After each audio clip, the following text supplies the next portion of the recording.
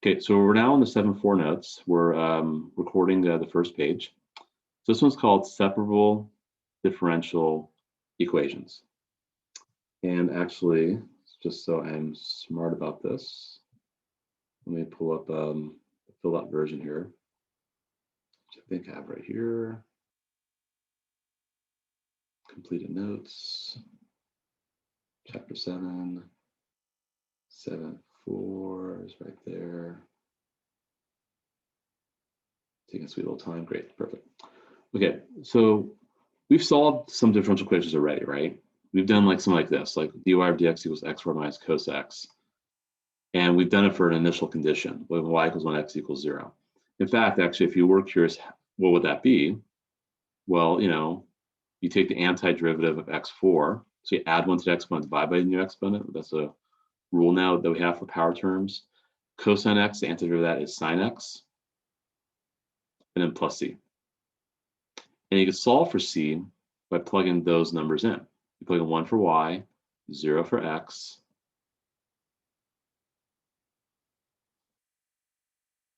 and you work it out, and you should get c is 1. And you have your answer, right? We've done that already. That's not so bad. This one, however, is going to be a little bit sneaky. What happens if you're multiplying two things here? You can't antiderive those separately. In fact, we even talked about that, I think, in the 7.1 notes, maybe. Let's see here, 7.1.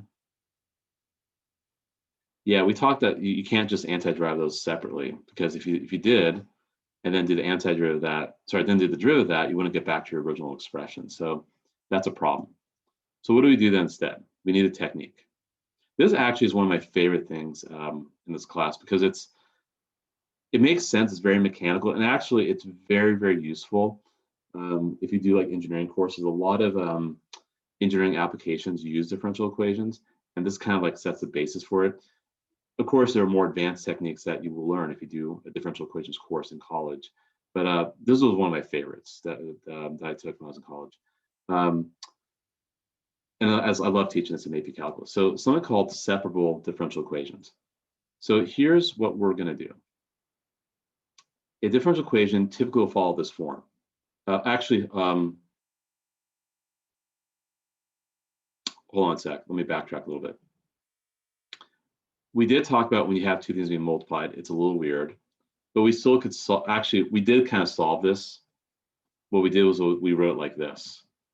So let me backtrack a little bit. We did solve these. We just wrote an integral, right? That's what we did. We wrote, that y equals the integral from like 0 to x of t squared times cosine root t dt, and then there was a plus c at the end. And then we found what c was by plugging those in. So we actually did stuff like that. Sorry, my apologies. Yes, they are weird. You can't just antiderive those separately because you wouldn't get the same thing. But we have done that. Actually, we wrote it as an integral, and then as part of fundamental theorem of calculus, if you do a derivative and antiderivative, they knock each other out. What I meant to say is, what about this? That's where it gets a little weird. That's when you have like a y on the other side. So your derivative in terms of x, or your derivative with respect to x, still has x squared, or has an x term, but also has a y term too. That is weird. So how do we do that? So let's say your differential equation follows the following form. There's a function in terms of y, there's a function in terms of x.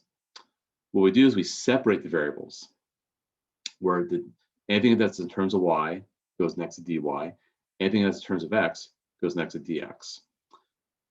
And when we do that, then we could actually take the derivative of both sides, one with respect to y, one with respect to x, and we get an actual answer. So let's actually justify this down below, and then we'll actually do an example. So one other thing to keep in mind too is that, remember, du over dx times dx, those just cancel, so you get du. So you can kind of say the same thing here. dy over dx times dx equals dy, because those would also cancel. You'll see why I'm doing that in just a little bit. So let's take the antiderivative of this guy here. So that's 1 over f of y. And dy could rise dy over dx times dx. And the other side just is what it is.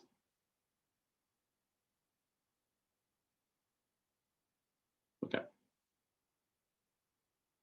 Well, remember, what did dy over dx equal in the first place? Dy over dx in the first place equaled f of y times g of x. That's a y, by the way. That's g, which is just from over here. If I move things around, 1 over f of y times dy over dx equals g of x. All I did was I divided both sides by f of y, or multiply both sides by 1 over f of y. And did likewise over here. So see, those just cancel, right? So by doing that, I could do kind of a little sneaky substitution here. And by the way, the integral didn't go away. I don't know why I didn't write the integral. The integral's still there. So now I could do a little sneaky substitution. That is just g of x.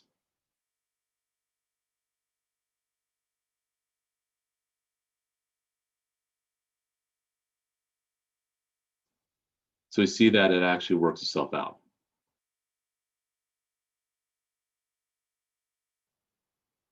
So it's a legitimate thing we could do. That's all I'm just trying to show you here. Am I missing? I actually do have the extra dx right here. It's right there. But yeah. So let's actually now do a problem. This is just more just justifying it for you, like why you could do it. But let's actually talk about, like, you know, the mechanical aspects of this. So one thing we have to make sure is that we satisfy, the solution to the differential equation must satisfy the differential equation and the initial condition. What that means is that when you find the solution to the differential equation, if you take the derivative, you should get back to the original equation you had.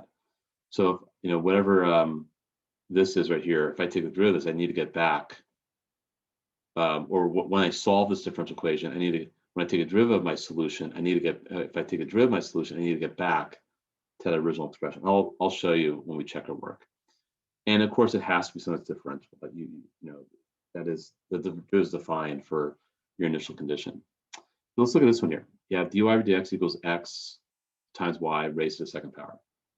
If you so desire, you can actually distribute the square like this. That's pretty easy, right? Now, here's the steps, and I label it as SI, SI. I don't know why I label it like that. SI stands for separate. I stands for integrate. S stands for substitute.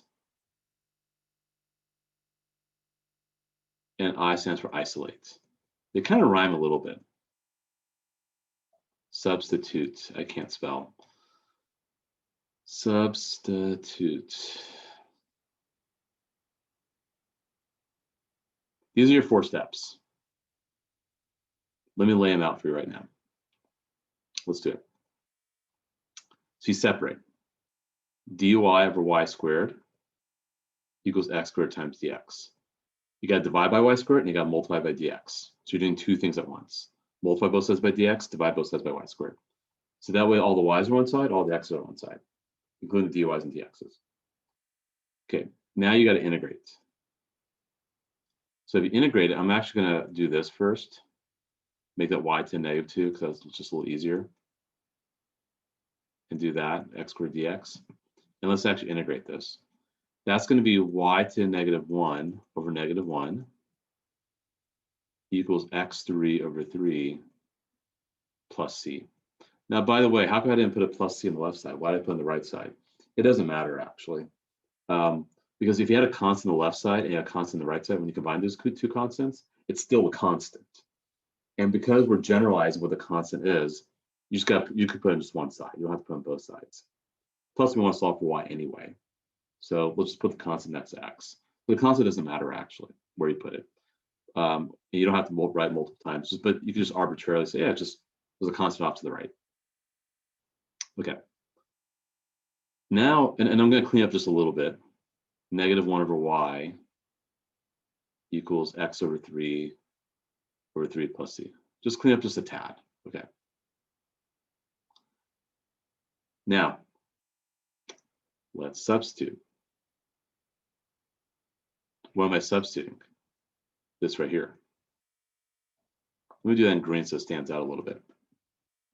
So you plug in 1 for y and 1 for x. That's right, I can never do 3's here. There we go.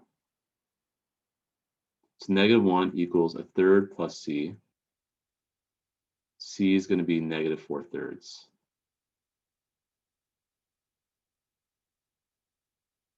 Yep, I'm not right so far. Okay. Now you have to isolate. What I mean by isolate, you have to isolate y. Let me do that in black over here.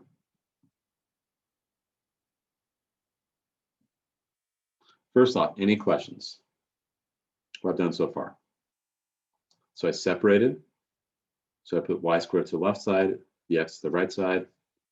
Integrated. Before I integrate, just clean up a little bit, make the integration a little easier. Then I substituted, replace y with whatever it equals and x whatever it equals. Remember, that's your initial condition, that circle in blue up top. Solve for c. Now, what's my equation going to look like? It's -1 over y equals x cubed over 3 plus c, which is -4/3. Now, the solving is kind of fun. I would actually combine these two fractions because they have the same denominator. That makes your life a little easier. That's I'll make that -1 divided by y. You can cross multiply. So -3 equals y times x cubed minus 4. And then divide both sides by x cubed minus 4. So you have -3 over x cubed minus 4. And I think that is correct. I have the right answer. You do have to state the domain, however, mainly because x cannot equal the cube root of 4, because then you'd be undefined. So you'd have to just say that your domain is from -infinity to the cube root of 4.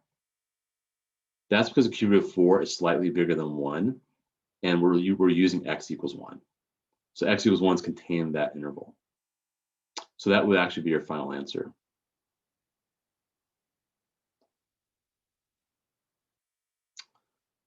Now, let me talk about how the AP scores this. This shows up almost every AP exam. They might get a little creative sometimes, but for the most part, this is what they like to do. The AP will make this worth, I believe, 5 points, this problem. So it's a big deal.